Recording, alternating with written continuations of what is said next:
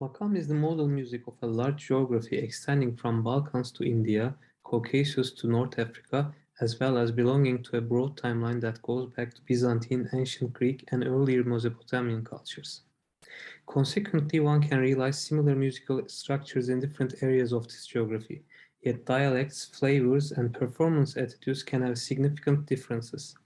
Some cultures can even share the same terminologies, yet there can be vast differences in terms of their theoretical content. In this talk, I will be investigating the concept of perde in Turkish Makam music. My main focus will be on three musico-theoretical treatises within the Mevlevi Sufi circles from 18th century Constantinople, Istanbul.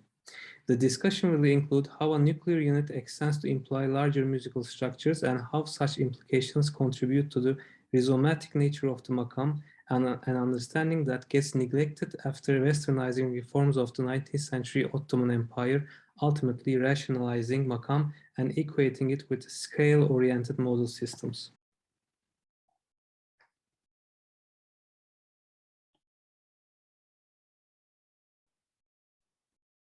A core element of Turkish makam music is perde, in plural perdeler. With many symbolic meanings in Sufi mysticism, perde means veil or curtain, whereas it generally refers both to the fret and the pitch in a musical context. However, while a pitch indicates a specific point in terms of frequency, a perde can also encompass sweeping range of frequencies within a broad bandwidth that can vary according to the musical context.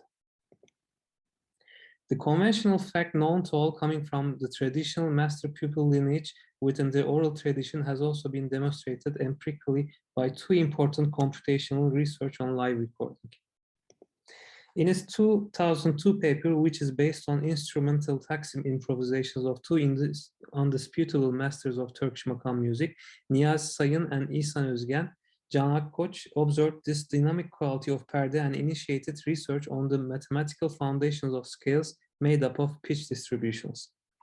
The computational analysis showed the existence of what he called anchor nodes, around which the pitches appeared to be clustering with different characteristics of shape, size, and spread.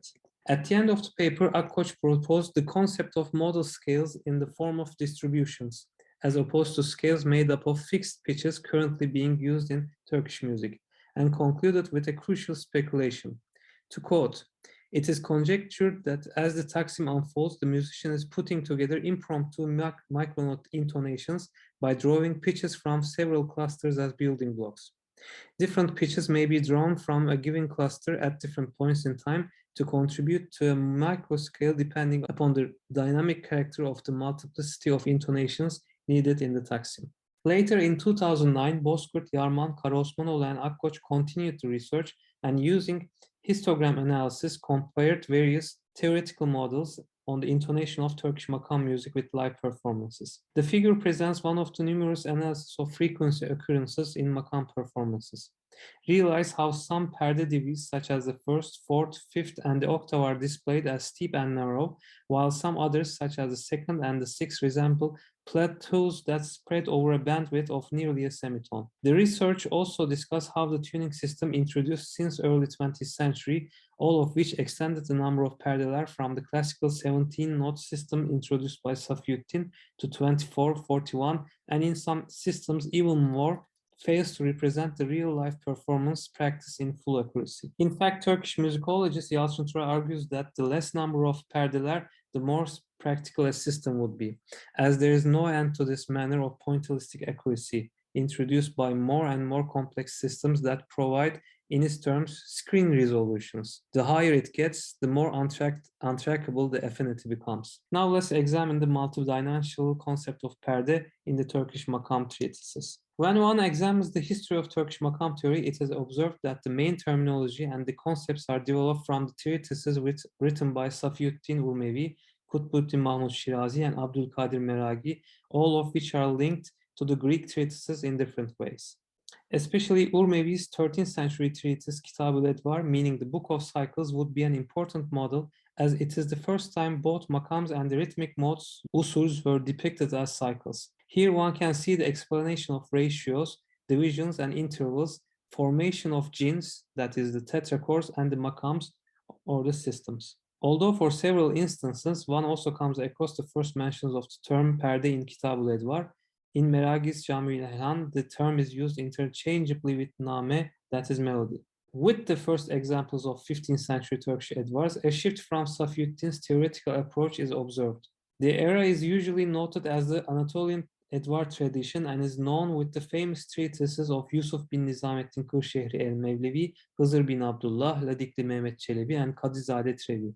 Some of these authors are Mevlevis, the Anatolian branch of Sufism, followers of Mevlana Celaleddin Rumi. Here, although the cyclical depictions and explanations are continued, one sees how music theory meets with Neoplatonic Sufi mysticism. The model is centered around the concept of perde and how melodies are built through different types of perde progressions called seyir. Yet the classifications such as shube, avaze, makam are all related with the extra musical cosmologies.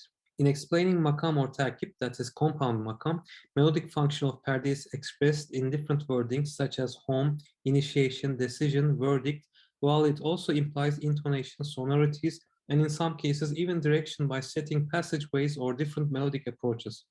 The term use is also frequently encountered in the explanation of directional instructions, which means face, image, side.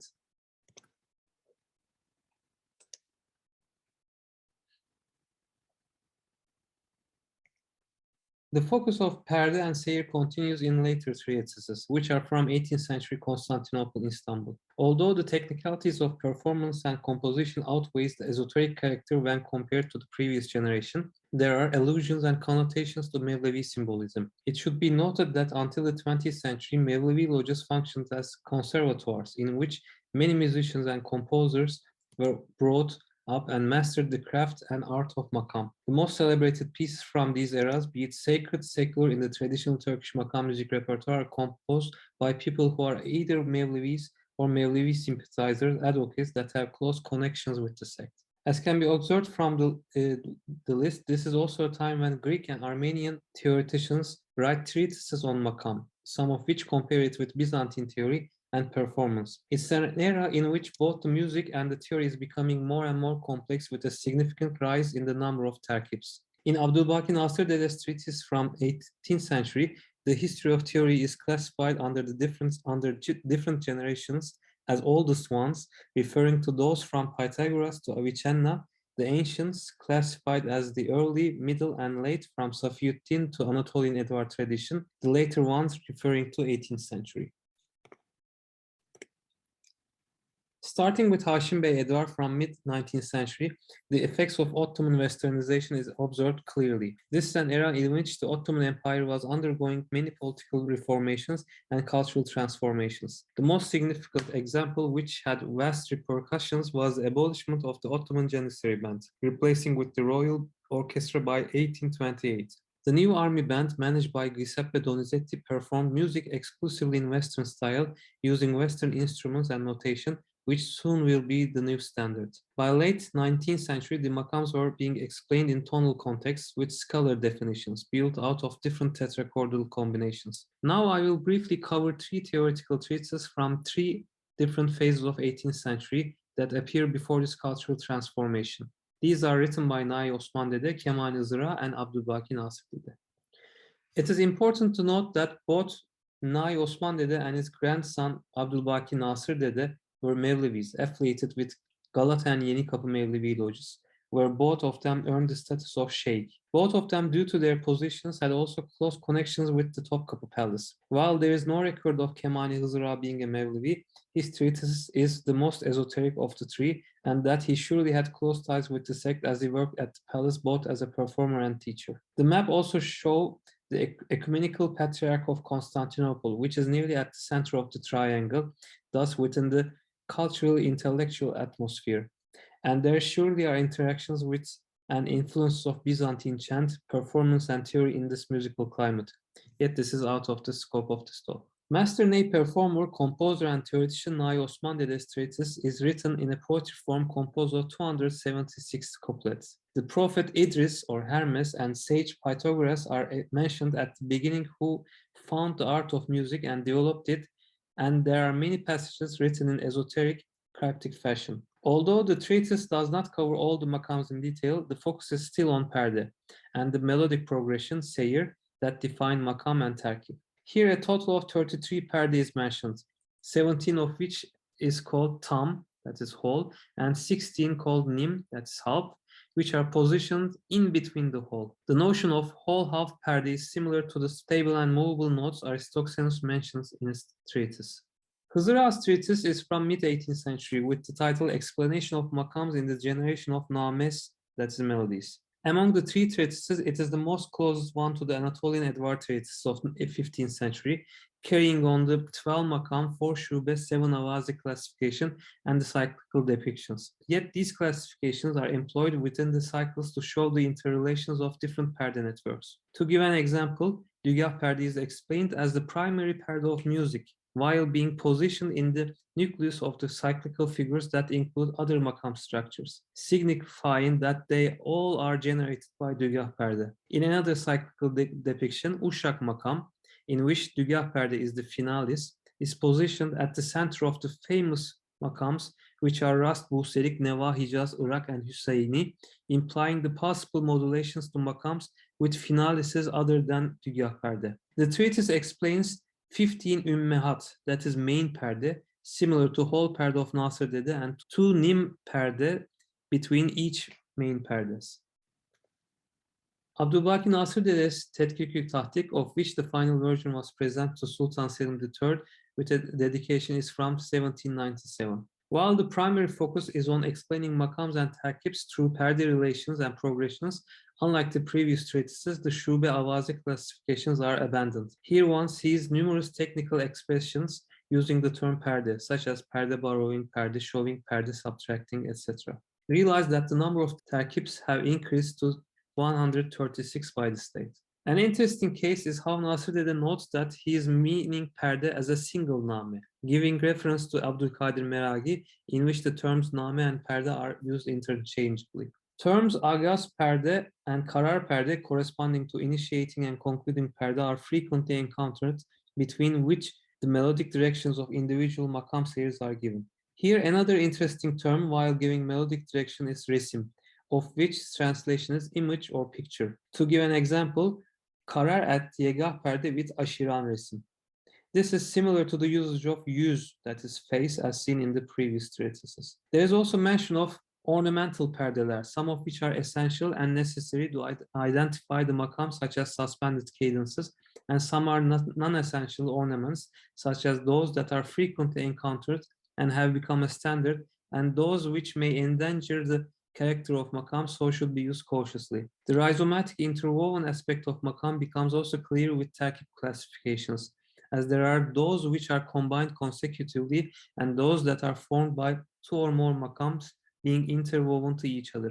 The possible pathways and the development of network is witnessed through explanation of the formation of these makams and terkibs, as if explaining pharmaceutical recipes. To conclude, in the context of Mevlevi Sufism, the meaning of the term perde as veil curtain gains more depth and significance. A common symbol in Sufi literature, perde is a cover that masks the truth, a surface on which one can only see the shadows. Just like a diffraction in space-time, perde allows one to experience the transient states of the timeless all and one being, the unity of existence as expressed in Vahdeti Vücut philosophy of the Mevlevi. Thus, while the most fundamental material of music is considered as a form of becoming in a state of fluidity, it becomes clear how the notion of perde corresponds to a region that can embody dynamic multitudes, possibilities, rather than a fixed or definite point. When one investigates the history of makam music theory, one can see how Aristoxenian notion of dynamism, that is stable and movable notes, as well as their melodic function, is concealed within the Sufi esotericism through the notion of perde. While a pitch can be associated with a frequency point or a particle, perde has both characteristics of a particle as well as a wave, thus a wavicle. Thank you.